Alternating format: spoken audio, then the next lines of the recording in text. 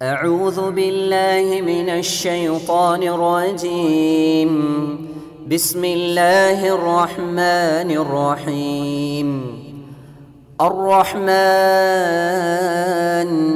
علم القرآن السلام عليكم ورحمة الله وبركاته الحمد لله رب العالمين அன்பிற்குரிய அல்லாஹ்வின் நல்லடியார்களே, தமிழ்நாடு தௌஹீத் ஜமாத் மாநில தலைமையகத்தின் சார்பாக நடந்து கொண்டிருக்கும் வாராந்திர வாட்ஸ்அப் கேள்வி பதில் என்ற இந்த நிகழ்ச்சியிலே வாரந்தோறும் வாட்ஸ்அப்பில் கேட்கப்படக்கூடிய கேள்விகளுக்கு பதிலளிக்கப்பட்டு வருகிறது. அந்த அடிப்படையில் இன்றைய தினம் முதலாவதாக ஒரு சகோதரர் கேட்டிருக்கிறார், பாத்ரூமில் குளித்து கொண்டிருக்கும் போது அல்லது இயற்கை தேவையை நாம் நிறைவேற்றும் போது பள்ளிவாசலில் பாங்கு சொல்லப்படக்கூடிய சப்தம் கேட்டால் அந்த பாங்குக்கு பதில் கூறலாமா, பிறகு அந்த பாங்கினுடைய துவாவை ஓதலாமா என்று ஒரு சகோதரர் கேட்டிருக்கிறார். இந்த கேள்வியை பொறுத்த வரைக்கும் ஒரு விஷயத்தை நாம் முதலில் புரிந்து கொள்ள வேண்டும். கழிவறைக்குள் அல்லாஹ்வை நினைவு கூறக்கூடாது, எந்த ஒரு துவாவையும் ஓதக்கூடாது, இது போன்ற காரியத்திலே ஈடுபடக்கூடாது என்பதற்கு நேரடியான எந்த ஆதாரமும் இல்லை.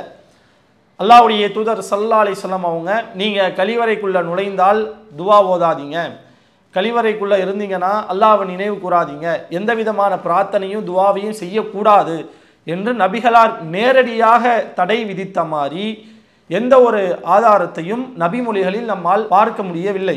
எந்த விதமான ஆதாரமும் இல்லை. இதை நாம் முதலில் புரிந்து கொள்ள வேண்டும். இப்படி ஆதாரம் இல்லாமல் இருக்கும் காரணத்தினால நாம் கழிவறைக்குள் எந்த விதமான துவாவையும் ஓதவே கூடாது என்று டிக்ளேர் பண்ணி சொல்லக்கூடாது. ஏன்னா அல்லாஹ்வுடைய தூதர் சொல்லியிருக்கணும், நபிகளார் எந்த விதமான தடையையும் இதற்கு விதிக்காத காரணத்தினால் கழிவறைக்குள்ள எந்த துவாவையும் ஓதக்கூடாது என்று நம்மளால் உறுதியாக சொல்லிவிட முடியாது. அல்லாஹ்வுடைய தூதர் ஸல்லல்லாஹு அலைஹி வஸல்லம் அவங்க கழிவறைக்குள் நுழையும் போது என்ன செய்யணும் என்பதை நமக்கு சொல்லி தந்திருக்கிறாங்க. அனஸ் இப்னு மாலிக் அவங்க அறிவிக்கக்கூடிய செய்தி சஹீஹுல் புகாரியிலே 6322வது செய்தியாக பதிவு செய்யப்பட்டிருக்கிறது. அனஸ் அவங்க சொல்றாங்க, கானன் நபியு ஸல்லல்லாஹு அலைஹி வஸல்லம், அல்லாஹ்வுடைய தூதர் ஸல்லல்லாஹு அலைஹி வஸல்லம் அவர்கள் இதா தஹலல் ஹலாப், கழிவறைக்குள் நுழையும் போது கால அல்லாஹும்ம இன்னி அஊது பிக மினல் ஹுபுசி வல் ஹபாயிஸ், ஆண் பெண் ஷைத்தான்களிடமிருந்து இறைவா உன்னிடம் நான் பாதுகாப்பு தேடுகிறேன் என்ற துவாவை அல்லாஹ்வுடைய தூதர் ஓதுவார்கள் என்று அனஸ் அவங்க சொல்றாங்க. இப்போ இந்த செய்தியை வைத்து நாம் பார்க்கும்போது கழிவறைக்குள் நாம் நுழையும் போது துவாவை ஓதணும். அது கழிவறைக்குள்ள நுழையிறதுக்கு முன்னாடி வெளியவே இருந்து ஓத வேண்டுமா அல்லது உள்ள நுழைந்த பிறகு ஓத வேண்டுமா என்ற வாசகங்கள் எல்லாம் இந்த செய்தியில இடம்பெறல. கழிவறைக்குள் நீங்கள் நுழையும் போது இந்த துவாவை நீங்கள் ஓதுங்கள் என்று நபிகளார் ஓதி இருக்கிற மாதிரி ஒரு செய்தி நமக்கு கிடைச்சிருக்கு. இந்த செய்தியை வைத்து நாம் பார்க்கும் பொழுது இந்த செய்தி நமக்கு எதை உணர்த்துகிறது? கழிவறையில் நுழையும் போது துவாவை ஓதணும். அது வெளியே இருந்து ஓதிக்கொண்டு உள்ளே போனாலும் தவறில்லை, உள்ளே சென்ற பிறகு ஓதினாலும் பிரச்சனை இல்லை என்பது இந்த செய்தியிலிருந்து நம்மளால் விளங்கி கொள்ள முடியுது. அதே மாதிரி இன்னொரு ஒரு செய்தியை பார்க்கலாம். சஹீஹுல் முஸ்லிமிலே இடம்பெற்றிருக்கிறது, 606வது செய்தியாக பதிவு செய்யப்பட்டிருக்கிறது. இப்னு உமர் அவர்கள் இந்த செய்தியை அறிவிக்கிறாங்க. அன்ன ரஜுலன் மர்ர வ ரசூலுல்லாஹி ஸல்லல்லாஹு அலைஹி வஸல்லம் யபுல், அல்லாஹ்வுடைய தூதர் சிறுநீர் கழித்து கொண்டிருக்கும் போது ஒரு மனிதர் ரசூலுல்லாவை கடந்து போறார். அந்த நேரத்தில் ஃபசல்லம், அந்த மனிதர் அல்லாஹ்வுடைய தூதருக்கு சலாம் சொல்றாங்க. ஃபலம் யருத்து அலைஹி, ஆனால் அல்லாஹ்வுடைய தூதர் அந்த மனிதருக்கு திரும்ப சலாம் சொல்லவில்லை என்று இந்த செய்தியிலே இப்னு உமர் ரலியல்லாஹு அன்ஹு அவங்க நமக்கு சொல்றாங்க. இந்த செய்தி எதை உணர்த்துது? அல்லாஹ்வுடைய தூதர் சிறுநீர் கழித்து கொண்டிருக்கும் போது, தன்னுடைய இயற்கை தேவையை நிறைவேற்றி கொண்டிருக்கும் போது ஒரு மனிதர் ரசூலுல்லாவை கடந்து போறாரு. அவர் ரசூலுல்லாவுக்கு சலாம் சொல்றார். அல்லாஹ்வுடைய தூதர் திரும்ப பதில் சலாம் சொல்லவில்லை. இந்த செய்தியை வைத்து சிலர் எப்படி புரிஞ்சுக்கிறாங்க அப்படின்னா, கழிவறைக்குள் எந்த விதமான துவாவையும் ஓதக்கூடாது, சலாத்து கூட பதில் சொல்லக்கூடாது என்று இந்த செய்தியை தவறாக புரிந்து கொண்டு கழிவறைக்குள்ள துவா ஓதுறது, சலாத்துக்கு பதில் சொல்றது, இந்த மாதிரி எந்த காரியமும் கூடாது, எந்த செயலும் கூடாதுன்றாங்க. ஆனால் இந்த செய்தி கழிவறைக்குள்ள அல்லாஹ்வை நினைவு கூறுற மாதிரி எந்த துவாவையோ சலாத்துக்கு பதில் சொல்றதையோ எந்த காரியத்தையும் செய்வது கூடாது என்பதைத்தான் இந்த செய்தி சொல்கிறதா, அல்லது நம்மளுடைய இயற்கை தேவையை நாம் பூர்த்தி செய்யும் போது இது போன்ற காரியத்தில் ஈடுபடக்கூடாது என்று இந்த செய்தி சொல்லுதா? நல்லா ஆழமா கவனிங்க. ரசூலுல்லாஹ் தன்னுடைய இயற்கை தேவையை பூர்த்தி செய்யும் போது அந்த நேரத்தில் ஒருவர் ரசூலுல்லாஹ்வுக்கு சலாம் சொல்லும் போது தான் ரசூலுல்லாஹ் என்ன பண்ணல, பதில் சொல்லல. இந்த செய்தியை நாம் எப்படி புரிந்து கொள்ள வேண்டும் என்றால், கழிவறைக்குள் நம்மளுடைய இயற்கை தேவையை சிறுநீர் கழிப்பதா இருக்கட்டும், மலம் ஜலம் கழிப்பதா இருக்கட்டும், நம்மளுடைய தேவையை நம்ம நிறைவேற்றும் போது யாராவது சலாம் சொல்றாங்கன்னா நம்ம உள்ள இருந்து பதில் சலாம் சொல்லக்கூடாது. பாங்குனுடைய ஓசை கேட்டால் பாங்குக்கு பதில் சொல்லக்கூடாது. அல்லாஹ்வை நினைவு கூறுவதை போன்ற காரியத்திலையும் ஈடுபடக்கூடாது. எப்போ? நம்மளுடைய இயற்கை தேவையை நம்ம நிறைவேற்றி கொண்டு இருக்கும் போது. மற்றபடி நம்மளுடைய இயற்கை தேவையை பூர்த்தி செய்கிற ஒரு நிலையில் நம்ம இல்லை, அந்த இடத்திலும் நம்ம இல்லை. நம்ம எந்த இடத்துல நம்மளுடைய தேவையை பூர்த்தி செய்வோமோ அந்த மலம் ஜலம் கழிக்கக்கூடிய சிறுநீர் கழிக்கக்கூடிய இடத்திலும் இல்லாமல், அந்த நிலையிலும் இல்லாமல், நம்ம கழிவறையில் ஒழு செய்கிறதுக்குன்னு பைப்பெலாம் வச்சுருப்பாங்க. பெரும்பான்மையான வீடுகளில் நீங்கள் பார்த்தீங்கன்னா ஒழு செய்வதற்கான பைப்பு எல்லாமே பாத்ரூம்குள்ளே தான் இருக்கும். அந்த மாதிரியான பாத்ரூமில் இருக்கும்போது ஒழு செய்யும்போது பிஸ்மில்லா சொல்லணும். ஒழு செஞ்சு முடித்ததுக்கப்புறம் அஷ்ஹது அல்லா இலாஹ இல்லல்லாஹ் அந்த துவாவை ஓதணும். இதுவெல்லாம் இருக்கிற ரசூலுல்லாஹ் கற்றுக் கொடுத்தது. கழிவறைக்குள் நாம் இருக்கும்போது ஒழு செய்யும் போது இந்த துவாவை நம்ம ஓதக்கூடாதுன்னா அப்படி இல்லை. எந்த நேரத்தில் துவா ஓதக்கூடாது என்பதை செய்தியின் மூலமாக நாம் பார்க்கும்போது நம்மளுடைய இயற்கை தேவையை பூர்த்தி செய்யும் போது தான் நாம் துவா ஓதக்கூடாது. மற்றபடி கை கால் கழுவிட்டு இருக்கிறோம், இல்லை நம்ம பாத்ரூமில் ஒழு செய்ய போகிறோம் அப்படின்னா பிஸ்மில்லா சொல்லி ஒழு செய்கிறதுல தவறு இல்லை. ஒழு செய்து முடித்த பிறகு ஓத வேண்டிய துவாவை பாத்ரூமில் இருந்த மாதிரியே நம்ம ஓதனோம்னா எந்த விதமான தவறும் இல்லை. பாங்குடைய ஓசை கேட்குது அப்படின்னா அந்த நேரங்களில் அந்த பாங்கிற்கான பதில் சொல்வதில் எந்த விதமான தவறும் இல்லை என்பதை நாம் புரிந்து கொள்ள வேண்டும். அடுத்ததாக தென்காசியிலிருந்து சையத் அலி என்ற ஒரு சகோதரர் ஒரு கேள்வியை கேட்டிருக்கிறாங்க. அதாவது தொழுகையில் 2வது ரக்காத்தில் அமர வேண்டும், மறதினால் அந்த அமர்வை அமராமல் இருப்பில் அமராமல் எழுந்து பிறகு நாம் நினைவுபடுத்தி மீண்டும் அதை சரி செய்து 2 சஜிதாக்கள் செய்வது கூடுமா என்ற கேள்வியை கேட்குறாங்க. அதாவது என்னன்னா, தொழுகையில் 2வது ரக்காத்தில் அத்தியாத் இருப்பில் நம்ம அமரணும். ஆனால் ஒரு மறதி ஏற்படுது. மனிதன் என்றாலே மறதிக்கு அப்பாற்பட்டவன் இல்லை, எல்லா மனுஷனுக்குமே மறதி என்பது ஏற்படும். அப்படி ஒரு மறதி வந்துருச்சு, அவங்க அத்தியாத்தில் அமராமல் அப்படியே அல்லாஹ் அக்பர்னு எழுந்துடுறாங்க. எழும்பொழுது நமக்கு டக்குன்னு நினைவு வருது, ஆஹா அத்தியாத்தில் உட்காரணுமே, நம்ம அமரவில்லையேன்னு சொல்லி டக்குன்னு அத்தியாத்தில் என்ன பண்ணிடுறாங்கன்னா அமர்ந்துடுறாங்க.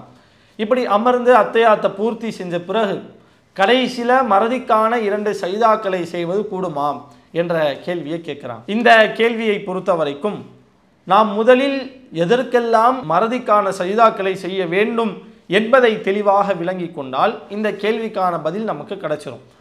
அல்லாஹ்வுடைய தூதர் ஸல்லல்லாஹு அலைஹி வஸல்லம் அவங்க தொழுகையில் ஏதாவது குறைபாடு ஏற்பட்டால் மறதிக்கான சஜிதாவை செய்திருக்கிறார்கள். பல ஆதாரபூர்வமான நபிமொழிகளிலிருந்து நம்மளால் பார்க்க முடியுது. அந்த சஜிதாவை எப்பொழுதெல்லாம் அல்லாஹ்வுடைய தூதர் செய்திருக்கிறார்கள் என்பதையும் நபிமொழிகளிலிருந்து நம்மால் அறிந்து கொள்ள முடியுது. முதல்ல 2வது இருப்பில் அமராத போது அமர்வதற்கு மறந்ததனால 2 சஜிதாக்களை செய்திருக்கிறார்கள் என்பது புகாரியிலே 829வது செய்தியாக இடம்பெற்றிருக்கிறது நம்ம பார்க்க முடியுது. அப்துல்லாஹ் இப்னு புஹைனா என்ற நபி தோழர் அறிவிக்கிறாங்க, அண்ணன் நபியே ஸல்லல்லாஹு அலைஹி வஸல்லம் ஸல்லா பிஹிமுல் லுஹ்ர, அல்லாஹ்வுடைய தூதர் மக்களுக்கு லுஹர் தொழுக வைக்கிறாங்க. ஃபகாம ஃபிர் ரக்அத்தைனில் உலையைன், முதல் 2 ரக்காத்தில் அவங்க என்ன பண்ணிடுறாங்கன்னா எழுந்து விடுகிறார்கள். வலம் யஜ்லிஸ், அத்தியாத் இருப்பில் அமர வேண்டும். 2வது ரக்காத்தில் அத்தியாத் இருப்பில் அமரணும். ஆனால் அல்லாஹ்வுடைய தூதர் அமராமல் அப்படியே எழுந்துடுறாங்க. ஃபகாமன் நாசு மஅஹு, மக்களும் ரசூலுல்லாஹ்வோட அப்படியே எழுந்துடுறாங்க. ஹத்தா, இறுதியாக இதா கதஸ் ஸலாத்த, அல்லாஹ்வுடைய தூதர் தொழுகையை முடிக்கிற அந்த நேரத்தில் ஃபன்தலரன் நாசு தஸ்லீமஹு, மக்கள் ரசூலுல்லாஹ் சலாம் சொல்றதை எதிர்பார்த்துக்கிட்டு இருக்கிறாங்க. அந்த நேரத்தில் அல்லாஹ்வுடைய தூதர் கப்பர வஹுவ ஜாலிஸ், அத்தஹியாத் இருப்பில் அமர்ந்திருக்கும் நேரத்தில் ரசூலுல்லாஹ் என்ன பண்றாங்கன்னா தக்பீர் சொல்லிடுறாங்க. தக்பீர் சொல்லி சஜத சஜிதத்தைன் கபுல ஐயு சல்லிம், சலாம் சொல்றதுக்கு முன்னாடி 2 சஜிதாக்களை செய்து ஃபசல்லம், பிறகு அல்லாஹ்வுடைய தூதர் என்ன பண்றாங்கன்னா சலாம் சொல்கிறாங்க. இந்த செய்தியில் இரண்டாவது ரக்காத்தில் அமர வேண்டிய அத்தையாத் இருப்பில் அல்லாஹுடைய தூதர் அமராமல் மறந்துவிட்ட காரணத்தினால அவங்க கடைசியில் சலாம் சொல்கிறதுக்கு முன்னாடி 2 சஜிதாக்களை செய்திருக்கிறார்கள் என்பதை இந்த செய்தி நமக்கு தெளிவுபடுத்துது. அடுத்தது, தொழுகையில் ரக்காத்தை அதிகப்படுத்தி விட்டால் 2 சஜிதாக்களை செய்ய வேண்டும். இதை புகாரியில் 1226வது செய்தியாக நம்மளால் பார்க்க முடியும். இப்னு மஸ்ஊத் ரதியல்லாஹு அன்ஹு அவங்க அறிவிக்கிறாங்க, அன்ன ரசூலுல்லாஹி ஸல்லல்லாஹு அலைஹி வஸல்லம் ஸல்லல் லுஹ்ர ஹம்ஸா. ஒரு நாள் அல்லாஹ்வுடைய தூதர் லுஹர் தொழுகையை 5 ரக்காத்தா தொழு வச்சிடறாங்க, 1 ரக்காத்தை அதிகப்படுத்திடுறாங்க. ஃபகீல லஹு, அப்பொழுது ரசூல்லா கிட்ட கேட்கப்படுது, அஸீத ஃபிஸ் ஸலாத், அல்லாஹ்வுடைய தூதரே தொழுகையில் ஏதாவது அதிகப்படுத்தப்பட்டு விட்டதா என்று ரசூல்லா கிட்ட கேட்கப்படுது. ஃபகால, அப்போ அல்லாஹ்வுடைய தூதர் அவங்க சொல்றாங்க, வமா தாக்க, என்ன விஷயம், என்ன ஆச்சு என்று நபிகளார் கேட்கும் பொழுது, கால சல்லைத ஹம்சா, அல்லாஹ்வுடைய தூதரே நீங்க 5 ரக்காத் தொழு வச்சிட்டீங்க என்று ரசூல்லா கிட்ட சொல்றாங்க. ஃபஸஜத சஜிதத்தைன் பஅதமா சல்லம், அல்லாஹ்வுடைய தூதர் சலாம் சொன்னதற்கு பிறகு, சலாம் கொடுத்ததற்கு பிறகு 2 சஜிதாக்களை செய்தார்கள் என்று இந்த செய்தியில் இருக்கு. அப்போது தொழுகையில் நம்ம ரக்காத்தை அதிகப்படுத்திட்டோம். 2 ரக்காத் தொழுகிறதுக்கு பதிலாக 3 ரக்காத்தா தொழுதுட்டோம், 4 ரக்காத் தொழுகிறதுக்கு பதிலாக 5 ரக்காத்தா தொழுதுட்டோம், மக்ரிப்ல 3 4 தொழுதுட்டோம், ஒரு மறதினால தொழுதுட்டோம். அப்படின்னா அப்படி அதிகப்படுத்தினதுக்காக நம்ம என்ன செய்யணும், 2 சஜிதாக்களை செய்ய வேண்டும் என்பதை இந்த செய்தி நமக்கு தெளிவுபடுத்துது. அடுத்ததாக, ரக்காத்தை குறைத்து விட்டால் 2 சஜிதாக்களை செய்ய வேண்டும். புகாரியில் 482வது செய்தியாக இடம்பெற்றிருக்கிறது. அபூ ஹுரைரா அவங்க இந்த செய்தியை அறிவிக்கிறாங்க. ஒரு நாள் மாலை நேர தொழுகையை அல்லாஹ்வுடைய தூதர் ஸல்லல்லாஹு அலைஹி வஸல்லம் அவங்க என்ன பண்ணுறாங்கன்னா 2 ரக்காத்தா தொழு வைக்கிறாங்க. லுஹருடைய நேரமோ அசருடைய நேரமோ ஏதோ ஒரு தொழுகை, மாலை நேரத்தில் தொழுகப்பட வேண்டிய ஒரு தொழுகை, அந்த தொழுகையை அல்லாஹ்வுடைய தூதர் 2 ரக்காத்தா தொழு வச்சிடறாங்க. 2 ரக்காத்தை விட்டுட்டு சலாம் சொல்லிடுறாங்க. மக்கள் எல்லாரும் என்ன பேசிக்கிறாங்கன்னா, கசுரத்து சலா, தொழுகை குறைந்து விட்டது போல என்று மக்கள் எல்லாம் பேசிக்கொள்கிறார்கள். அப்பொழுது ஒரு நபித்தோழர் ரசூல்லா கிட்ட கேட்குறாங்க, யா ரசூலல்லாஹ், அல்லாஹ்வுடைய தூதரே, நசீத அம் கசுரத்து சலாம், நீங்க மறந்துட்டீங்களா அல்லது தொழுகை குறைந்து விட்டதா என்று ஒரு நபித்தோழர் ரசூல்லா கிட்டேயே கேட்டுறாங்க. உடனே அல்லாஹ்வுடைய தூதர் அந்த நபித்தோழருக்கு பதில் அளிக்கிறாங்க, லம் அம்ச வலம் துக்சர், நான் மறக்கவும் இல்லை, தொழுகையும் குறைக்கப்படலை, நான்லாம் ஒன்றும் மறக்கலையே, நான் கரெக்டாக தான் தொழு வச்சிருக்கிறேன், தொழுகையும் குறைக்கப்படலை, நானும் மறக்கலை அப்படின்னு அல்லாஹ்வுடைய தூதர் பதில் சொல்லிவிட்டு மற்ற மக்கள்கிட்ட கேட்குறாங்க, இவர் உண்மையை தான் சொல்கிறாரா, இவர் சொல்கிறது கரெக்டு தானா அப்படின்னு ரசூல்லா கேட்கும்போது நாம் அப்படின்னு எல்லா மக்களும் ரசூல்லாவுக்கு ஆமான்னு பதில் சொல்லிடுறாங்க. உடனே அல்லாஹ்வுடைய தூதர் விடுபட்ட அந்த ரக்காத்தை தொழுக வைத்து 2 சஜிதாக்களை செய்கிறாங்க என்பதை இந்த நபிமொழியிலேருந்து பார்க்க முடியுது. அப்போது ரக்காத்தை நம்ம குறைச்சிட்டோம் அப்படின்னா 2 சஜிதாக்களை செய்யணும். அதே மாதிரி எத்தனை ரக்காத்து நம்ம தொழுதுருக்கிறோம் என்பதில் ஒரு சந்தேகம் வந்து விட்டது என்றாலும் அப்போவும் நம்ம சஜிதாவை செய்யணும். இதையும் நபிமொழிகளில் நம்மளால் பார்க்க முடியுது. முஸ்லீமில் 990வது செய்தி, அபூ சயீத் ரதியல்லாஹு அன்ஹு அவங்க அறிவிக்கிறாங்க, இதா ஷக்க அஹதுக்கும் ஃபிஸ் சலாத், உங்களில் ஒருவருக்கு தொழுகையில் ஒரு சந்தேகம் ஏற்பட்டால், ஃபலம் எதிரி கம் சல்லா சலாசன் அம் அர்பஅன், அவர் 3 ரக்காத்தை தொழுதாரா அல்லது 4 ரக்காத்தை தொழுதாரா என்பதில் ஒரு சந்தேகம் வந்துருச்சு அப்படின்னா, ஃபல் யபனி அலா மஸ்தைக்கன், உறுதியாக என்ன இருக்குதோ அதை அவர் அமைச்சுக்கிட்டோம். இப்போது 3 4 அப்படின்னா 3 கன்ஃபார்ம், 4 தொழுதோமா இல்லையான்றது தான் சந்தேகமாக இருக்கும்.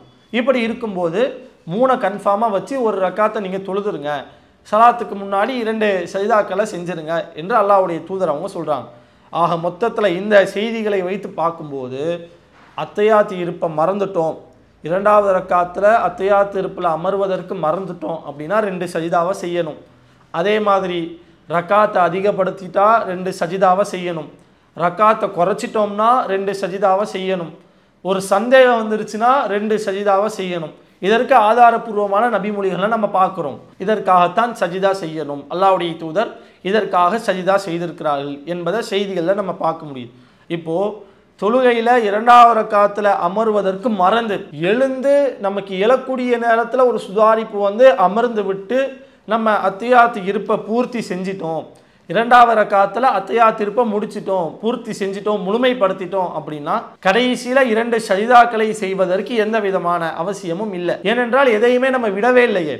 அந்த அத்தியாத்து இருப்பை விட்டுவிட்டால் 2 சஜிதாக்களை செய்யலாம். அத்தியாத்து இருப்பை பூர்த்தி செஞ்சிட்டோம் அப்படின்னா 2 சஜிதாக்களை செய்ய வேண்டிய அவசியமே இல்லை.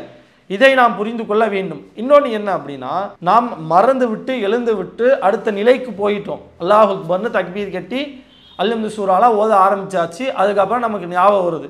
இப்போ நம்ம திரும்ப மீண்டும் அமர வேண்டிய அவசியம்லாம் இல்லை. எழுந்து நம்ம அடுத்த நிலைக்கு போயிட்டோம்னாலே அடுத்த நிலையை அப்படியே கண்டினியூ பண்ணிட்டு அப்படியே போயிடலாம். திரும்ப அமர்ந்து அத்தியாத்து இருப்பை நம்ம பூர்த்தி செய்ய வேண்டும் என்பதெல்லாம் அவசியம் இல்லை. கடைசியில் 2 சஜிதாவை செஞ்சால் போதும். அதுதான் அல்லாஹ்வுடைய தூதர் நமக்கு சொல்லித்தராங்க. நம்ம எழும்போது அந்த செகண்ட்லேயே நமக்கு ஞாபகம் வந்து நம்ம அமர்ந்துட்டோம் அப்படின்னா அந்த நேரத்தில் கடைசியில் 2 சஜிதாவை செய்ய தேவையில்லை. அத்தியாத்து இருப்பை நம்ம பூர்த்தி செய்து விட்டால் சஜிதாக்கள் செய்ய வேண்டிய அவசியம் இல்லை. நம்ம மறந்து எழுந்துட்டோம் அடுத்த நிலைக்கு போயிட்டோம் அப்படின்னா நம்ம திரும்ப அமர்ந்து அத்தியாத்து இருப்பை பூர்த்தி செய்ய வேண்டும் என்ற அவசியம் இல்லை. கடைசியில் 2 சஜிதாக்களை செய்தால் மட்டும் போதுமானது என்பதை நாம் புரிந்து கொள்ள வேண்டும். அடுத்ததாக புளியங்குடி என்ற பகுதியிலிருந்து இப்ராஹிம் என்ற ஒரு சகோதரர் ஒரு கேள்வியை கேட்டிருக்கிறான். என்ன கேள்வினா, ஹஜ் உம்ரா சர்வீஸ் நிறுவனங்கள் இலவசமாக ஹஜ் உம்ராவுக்கு அழைத்து சென்றால் அதற்கு செல்லலாமா? ஹஜ் என்பது பொருளாதாரத்தால் தியாகம் செய்து போவது தானே, இப்படி நாம் ஹஜ்ஜி செய்தால் அதற்கான நன்மை கிடைக்குமா என்ற ஒரு கேள்வியை கேட்குறான். அதாவது எத்தனையோ ஹஜ் உம்ரா சர்வீஸ் நிறுவனங்கள் தமிழகத்தில் பரவலாக இருக்குது. சில நேரங்களில் இந்த ஹஜ் உம்ரா சர்வீஸ் நிறுவனங்கள் என்ன செய்கிறாங்கன்னா, நாங்கள் உங்களை இலவசமாக அழைச்சிட்டு போகிறோம். உதாரணத்துக்கு அவங்களுடைய வாட்ஸ்அப்பு, இன்ஸ்டாகிராம், ஃபேஸ்புக்குன்னு நிறைய பேஜ் வச்சுருப்பாங்க. இதை நீங்கள் ஃபாலோ பண்ணீங்க அப்படின்னா யாராவது ஒரு ஃபாலோவரை நாங்கள் தேர்ந்தெடுத்து அவங்களுக்கு நாங்கள் இலவசமாக ஹஜ்ஜு செய்கிறதுக்கான வாய்ப்பை கொடுப்போம், அழைச்சிட்டு போகிறோம். உம்ரா செய்வதற்கான ஒரு வாய்ப்பை கொடுக்குறோம், அழைச்சிட்டு போகிறோம் என்று சொல்லுவாங்க. அதுக்கு நீங்கள் எங்களை ஃபாலோ பண்ணணும். இந்த மாதிரியான ஒரு வாய்ப்பு நமக்கு கிடைச்சா இதை பயன்படுத்தலாமா? இப்படி ஹஜ்ஜி செய்யலாமா? இப்படி ஹஜ்ஜி செஞ்சால் அதற்கான கூலி கிடைக்குமா என்ற ஒரு கேள்வியை கேட்குறான். முதல்ல ஹஜ்ஜு என்பது யாருக்கு கடமையான விஷயம் என்று மார்க்கம் சொல்லும்போது அதற்கான சக்தி, ஆற்றல் யாருக்கு இருக்கிறதோ அவங்களுக்கு தான் ஹஜ்ஜு கடமையான ஒரு விஷயம்.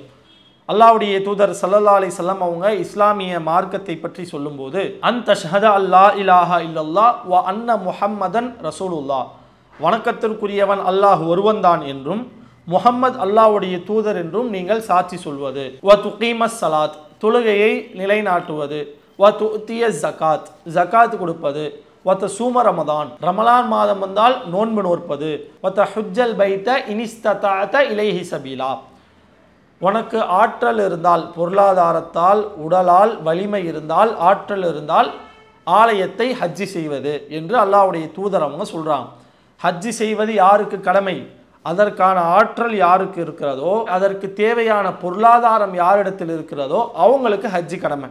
அவங்கள தவிர்த்து வேறு யாருக்கும் ஹஜ்ஜி என்பது ஒரு கடமையான வணக்கம் அல்ல.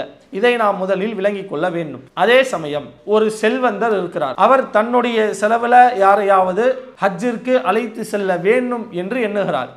இப்படி இருக்கும்போது தன்னுடைய பொருளாதாரத்தில் பிறரை அழைத்து செல்லலாமா என்றால் இதில் எந்த விதமான தடையும் மார்க்கத்தில் இல்லை. ஒருவர் தன்னுடைய நண்பனை தன்னோடு ஹஜ்ஜிற்கு அழைத்து செல்ல வேண்டும் என்று எண்ணுகிறார். நான் ஹஜ்ஜிக்கு போகிறேன், என்னோடு இந்த நல்ல காரியத்தில் என் நண்பனும் கலந்து கொள்ள வேண்டும், அவனும் என் கூட ஹஜ்ஜிக்கு வரணும், 2 பேரும் ஹஜ்ஜி செஞ்ச நன்மையை பெற்றுக்கொள்ள வேண்டும் என்ற நல்ல நோக்கத்தில் தன்னுடைய நண்பனை தன்னுடைய பொருளாதாரத்தில் ஹஜ்ஜுக்கு அழைத்து செல்கிறார் என்றால் இதில் எந்த விதமான தவறும் இல்லை. இது ஒரு நன்மையான காரியம்தான். இதை பொறுத்த வரைக்கும் இது ஒரு நன்மையான காரியம். ஏன்? அல்லாஹ் திருமறை குர்ஆனில் சொல்லும்போது தஆவனு அலல் பிர்ரி வத் தக்வா, நன்மையிலும் இறையச்சத்திலும் நீங்கள் உதவி கொள்ளுங்கள், ஒருத்தருக்கு ஒருத்தர் உதவி செஞ்சுக்கோங்க என்று அல்லாஹ் சொல்கிறான்.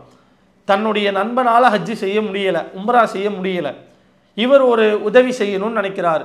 அவன் இந்த நன்மையான காரியத்தை செய்கிறதுக்கு பொருளாதாரத்தை கொடுத்து நான் உதவி செய்ய போகிறேன் என்று இவர் எண்ணுகிறார் என்றால் இது ஒரு நன்மையான காரியத்தை செய்கிறதுக்கு அவர் உதவுறாரு. இது மார்க்கத்தில் தடை கிடையாது, ஒரு நன்மையான காரியம்தான். பிறருடைய பொருளாதாரத்தில் ஹஜ்ஜி செய்வது தவறு இல்லை என்பதை இதிலிருந்து நம்ம விளங்கிக்கலாம். அதே சமயம் இந்த ஹஜ் உம்ரா சர்வீஸை பொறுத்த வரைக்கும் இவங்க இலவசமாக யாருக்காவது இப்படி ஏதாவது ஒரு ஆஃபர் கொடுக்குறாங்க அப்படின்னா அதில் நம்ம இணைந்து அவங்களோட ஹஜ்ஜுக்கு போகலாமா என்றால் சில விஷயங்களை நம்ம கவனிக்கணும். இதை பொறுத்த வரைக்கும் ஏனதானோன்னு நம்ம போய் பேரை கொடுத்து அவங்களோட போகக்கூடிய ஒரு நிலை இருக்கக்கூடாது. சில நிறுவனங்கள் எப்படி இருக்கு அப்படின்னா மக்களை ஏமாற்றக்கூடிய வகையில் இருக்கு. அதாவது உங்களை நாங்கள் ஹஜ்ஜுக்கு அழைத்து செல்கிறோம், உம்ராவுக்கு அழைத்து செல்கிறோம், மற்ற நிறுவனங்களை விட எங்கள் நிறுவனத்தில் காசு கம்மி தான், அதனால் எங்களுடைய சர்வீஸ்க்கு நீங்கள் வாங்க என்று மக்களை அழைப்பாங்க. காசு எல்லாத்தையும் வாங்கிடுவாங்க. என்னைக்கு ஹஜ்ஜுக்கு அழைச்சிட்டு போகிறோம், உம்ராவுக்கு அழைச்சிட்டு போகிறோன்னு சொல்கிறாங்களோ அந்த நேரத்தில் மக்கள் எல்லாரும் ஏர்போர்ட்டுக்கு போயிருப்பாங்க. ஆனால் இவங்க காசு எடுத்துகிட்டு எங்கேயாவது ஓடிடுறது.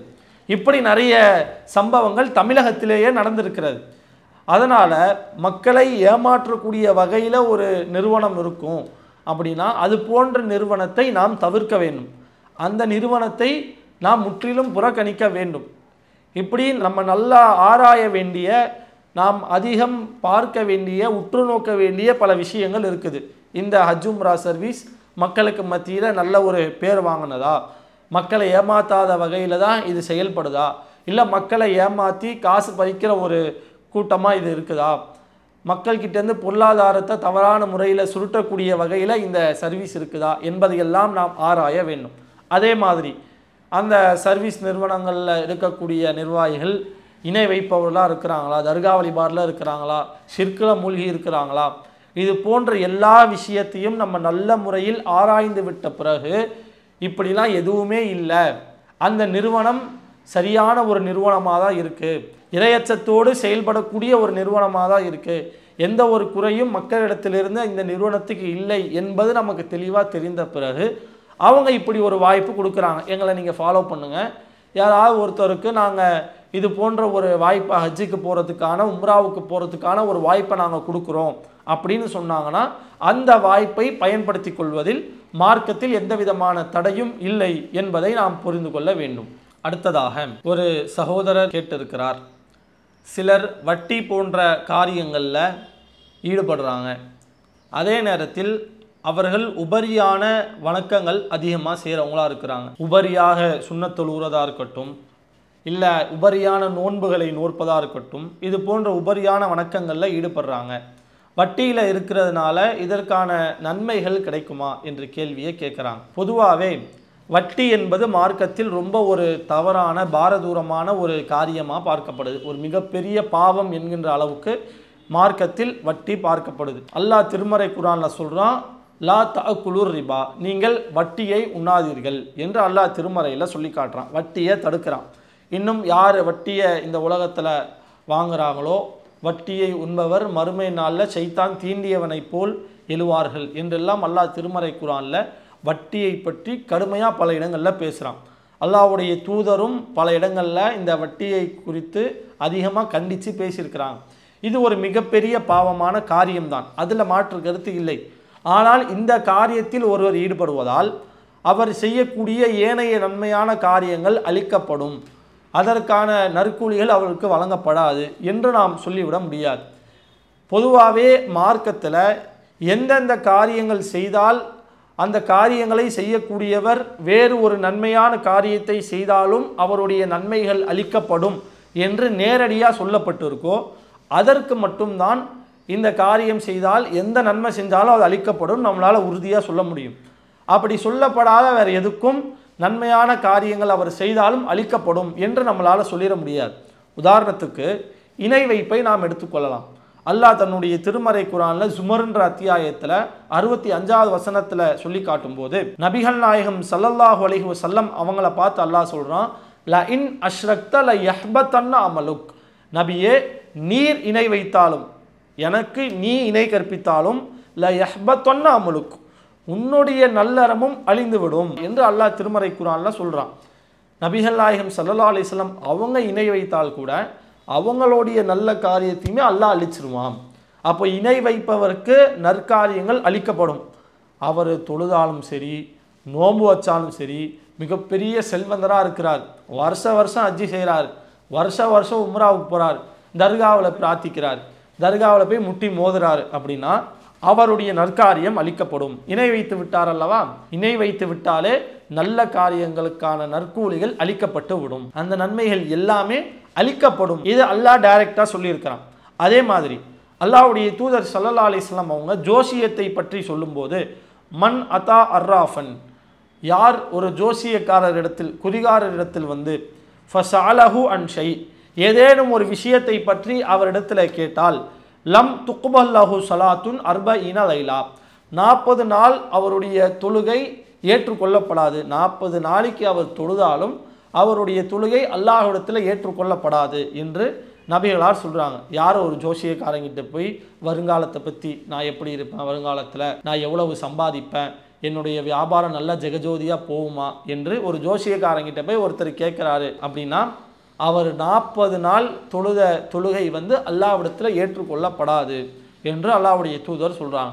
இது மாதிரி நேரடியாக எதுக்கெல்லாம் இந்த காரியத்தை செய்தால் நற்காரியங்கள் ஏற்கப்படாது, அதனுடைய நன்மைகள் அளிக்கப்படும் என்று மார்க்கத்தில் சொல்லப்பட்டிருக்குதோ அதுக்கு தான் நம்மளால் உறுதியாக சொல்ல முடியும். மற்றபடி மற்ற எல்லா பாவமான காரியங்களும், வட்டியாக இருக்கட்டும் எதுவாக இருக்கட்டும், எல்லா பாவமான காரியங்களுக்கும் அதனுடைய தீமைகள் நிச்சயம் வழங்கப்படுமே ஒழிய அதனால் அவருடைய நற்காரியங்கள் அளிக்கப்படும் என்று நாம் சொல்லிவிட முடியாது. அபு ஹுரைரா அவங்க அறிவிக்கக்கூடிய ஒரு செய்தி முஸ்லீமில் 2581வது செய்தியாக இடம்பெற்றிருக்கிறது. அல்லாஹ்வுடைய தூதர் ஸல்லல்லாஹு அலைஹி வஸல்லம் அவங்க மக்களிடத்தில் மல் முஃப்லிஸ்னா என்ன, யாருன்னு யாருக்காவது தெரியுமா என்று அல்லாஹ்வுடைய தூதர் கேட்குறாங்க. உடனே அந்த மக்கள் எல்லாம் சொல்கிறார்கள், அல் முஃப்லிசு ஃபீனா மல்லா திர்ஹம், எங்களில் யாருக்கு எந்த ஒரு திர்ஹமும் இல்லையோ எந்த ஒரு வசதியும் இல்லையோ அவர் தான் முஃப்லிஸு என்று அல்லாஹ்வுடைய தூதர்கிட்ட மக்கள் எல்லாம் பதில் சொல்கிறாங்க. உடனே அல்லாஹ்வுடைய தூதர் அவங்க சொல்கிறாங்க, இன்னல் முஃப்லிஸ மின் உம்மதி, என்னுடைய சமுதாயத்திலிருந்து முஃப்லிஸ் யார் அப்படின்னா யஅதி யௌமல் கியாமா, அவர் மறுமை நாளில் வருவார், பி ஸலா தொழுகையை கொண்டு வருவார், வசியாம் நோன்பை கொண்டு வருவார், வ ஜகாத்தை கொண்டு வருவார், இதனுடைய எல்லா நன்மையும் கொண்டு வருவார். அதே மாதிரி வ யஅதி கது ஷத்தமஹாதா, யாரையாவது ஒருத்தவங்கள திட்டியிருப்பாங்க, வ கதஃபஹாதா யாரையாவது அவதூறு பேசியிருப்பாங்க, வ அக்கல மாலஹாதா யாருடைய செல்வத்தையாவது அநியாயமான முறையில் சாப்பிட்டு இருப்பாங்க. அதே மாதிரி வ சஃபக தமஹாதா யாருடைய இரத்தத்தையாவது ஓட்டியிருப்பாங்க, வ வரபஹாதா யாரையாவது அடிச்சிருப்பாங்க. இப்படி ஒரு நிலையில் மறுமை நாளில் ஒருத்தர் வருவார். அதாவது நன்மையான காரியத்தையும் செய்திருப்பார், தொழுகை நோன்பு ஜக்காத்து போன்ற எல்லா நன்மையான காரியத்தையும் செய்திருப்பார். அதே சமயம் யாரையாவது திட்டிருப்பார், யாரையாவது அடிச்சிருப்பார், யாருடைய செல்வத்தையாவது அநியாயமான முறையில் சாப்பிட்டு இருப்பார், அபகரிக்கிறதன் மூலமாக வட்டியின் மூலமாக இப்படி எதன் மூலியமாவது யாருடைய செல்வத்தையாவது அபகரித்து இப்படி நன்மை பாவம் ரெண்டத்தையும் சேர்த்து மறுமை நாளில் வருவார். அப்படி வரும்போது அல்லாஹ் என்ன செய்வான் அப்படின்னா, யாருக்கெல்லாம் இந்த மாதிரி அநீதி செஞ்சுருக்காரோ, யாருக்கெல்லாம் வட்டிக்கு விட்டு அவருடைய பொருளாதாரத்தை சுரண்டி சாப்பிட்ருக்காரோ அவருக்கு இவருடைய தொழுகையிலேருந்து நோம்புலேருந்து ஜக்காத்துலேருந்து உள்ள நன்மையெல்லாம் கொடுக்கப்படும். இன்னும் அந்த கணக்கு பூர்த்தி அடையலைன்னா இவங்களுடைய அநியாயம் செய்யப்பட்டவங்களுடைய பாவங்கள் இவருக்கு கொடுக்கப்படும், இவர் தான் முஃப்லிஸு என்று அல்லாஹ்வுடைய தூதர் சொல்கிறாங்க. இந்த செய்தியை வச்சு நம்ம பார்க்கும்போது ஒருத்தருடைய பொருளாதாரத்தை அநியாயமான முறையில் சாப்பிடுவதில் வட்டியும் உள்ள அடங்கும். இவர் நன்மையான காரியத்தை செய்கிறாரு, தொழுகிறாரு, நோன்பு வைக்கிறாரு, ஜக்காத் கொடுக்குறாரு, இப்படி நன்மையான காரியத்தை இவர் செய்கிறாருன்னா அவருடைய நன்மைகள் எழுதப்படும். அதே மாதிரி அவர் வட்டி வாங்கினதுனால அதனுடைய பாவமும் அவருக்கு எழுதப்படும், ரெண்டுமே எழுதப்படும். நன்மை எழுதப்படாது ஏற்றுக்கொள்ளப்படாதுன்னா இல்லை, அல்லாஹ் அவருக்கு நன்மையை கொடுப்பான். அதே மாதிரி அவர் செய்கிற பாவத்துக்கான தீமையும் அவருக்கு எழுதப்படும். இதனுடைய கணக்கு மறுமை நாளில் தீர்க்கப்படும் என்பதை நாம் புரிந்து கொள்ள வேண்டும். அடுத்ததாக ஒரு சகோதரர் ஒரு கேள்வியை கேட்டிருக்கிறாங்க. அதாவது மார்க்க அறிவு இல்லாத காலகட்டத்தில் அடகு கடையில் வட்டிக்கு நகையை அடமானம் வைத்து பிறகு வட்டி ஹராம் என்று தெரிந்த பிறகு அந்த நகையை மீட்கலாமா, இது மார்க்கத்தில் கூடுமா என்ற கேள்வியை கேட்குறாங்க. அதாவது மார்க்கம் தெரிகிறதுக்கு முன்னாடி ஏதோ ஒரு அவசிய தேவைக்காக இவங்களுடைய நகையை அடகு கடையில் அடமானம் வச்சுருக்கிறாங்க, வட்டிக்கு அடமானம் வச்சுருக்கிறாங்க. பின்னாடி மார்க்கம் தெரிந்ததுக்கப்புறம் வட்டி ஹராம்ன்றது தெளிவாக தெரிஞ்சிருச்சு, அல்லாஹ் வட்டியை தடுக்கிறான், வட்டி கொடுக்கக்கூடாது வாங்கக்கூடாது என்று மார்க்கம் வட்டியை முழுமையாக தவிர்ப்பது தெளிவாக தெரிந்த பிறகு இப்போது வட்டிக்கு அடமானம் வைக்கப்பட்ட அந்த நகையை நம்ம திரும்ப மீட்கலாமா, இது கூடுமா என்று கேட்குறாங்க. பொதுவாகவே மார்க்கத்தை பொறுத்த வரைக்கும் தெரியாமல் ஒரு பாவத்தை ஒரு தவறை செய்கிறோம், பிறகு அது தவறு என்று தெரிந்து அதிலிருந்து நம்ம விலகி கொண்டால் அந்த தவறை அல்லாஹ் நாடினால் மன்னிப்பான். இது ஒரு அடிப்படையான விஷயம். ஒரு தவறு அது தப்புன்னு தெரியாமல் செஞ்சிடறோம், பிறகு அது நமக்கு தவறு என்று உணர்த்தப்பட்டு விட்டது. அது நமக்கு தவறு என்று தெரிந்த பிறகு அதிலிருந்து நம்ம விலகி கொண்டோம் என்றால் அல்லாஹ் நாடுனா நிச்சயமாக விலகினவங்களுக்கு பாவ மன்னிப்பு கொடுப்பான். அல்லாஹ் குர்ஆனில் சொல்லும்போது ஃபஇனின்தஹவு, அவர்கள் தவறிலிருந்து விலகி கொண்டால், தவறான ஒரு காரியத்தை தெரியாமல் செஞ்சிடறாங்க, தெரிந்த பிறகு அந்த தவறிலிருந்து அவர்கள் விலகி கொண்டால் யுகுஃபர் லஹும் மா கது சலஃப், முந்திவிட்ட அந்த தவறு அவருக்காக மன்னிக்கப்படும் என்று அல்லாஹ் திருமறை குர்ஆனில் சொல்லி காட்டுறான். மார்க்கம் தெரியாத ஒரு காலத்தில் நம்மளுடைய நகையை வட்டிக்கு அடமானம் வச்சுட்டோம். மார்க்கம் கிடைச்சதுக்கப்புறம், மார்க்கம் தெளிவாக தெரிஞ்சதுக்கப்புறம் வட்டி பக்கமே போகக்கூடாது, வட்டி பக்கமே நெருங்கக்கூடாதுன்னு தெளிவாக தெரிஞ்சிடுச்சு. இப்போ அந்த நகை நமக்கு தேவையாக இருக்குது, என்ன செய்யலாம் அப்படின்னா, நம்மளுடைய முதல் நோக்கம் முழு நோக்கமாக என்ன இருக்குது, இதுக்கப்புறம் வட்டியை கொடுக்கவே கூடாது, வட்டியில் ஈடுபடவே கூடாதுன்றது தான் நம்மளுடைய நோக்கம். அதற்கான முயற்சிகள்லாம் நம்ம ஈடுபடணும். வட்டியிலிருந்து விலகி கொள்வதற்கு மொத்தமாக எவ்வளோ பொருளாதாரத்தை கேட்குறாங்களோ மொத்தத்தையும் நம்ம செட்டில் பண்ணிவிட்டு அதுக்கப்புறம் வட்டி பக்கமே நெருங்கக்கூடாது. நம்ம செட்டில் பண்ணதுக்கப்புறம் அந்த நகையை அவங்க கொடுத்துட்டாங்க அப்படின்னா அந்த நகையை வாங்கிக்கிறதுல தப்பு இல்லை.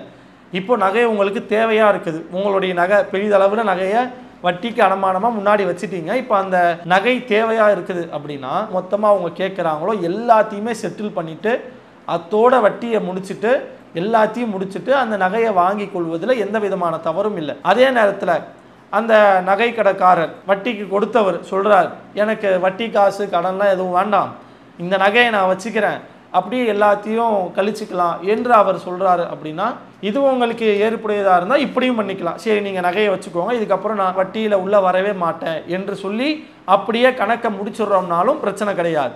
நமக்கு அந்த நகை தேவையாக இருக்குது என்று இருக்கும்போது மொத்தமாக எவ்வளோ செட்டில்மெண்ட்டு கேட்குறாங்களோ அது எல்லாத்தையுமே செட்டில் பண்ணிவிட்டு அந்த நகையை நம்ம வாங்கிக்கிட்டாலும் தவறு கிடையாது. ஆக மொத்தம் வட்டியிலிருந்து நம்ம விலகணும்.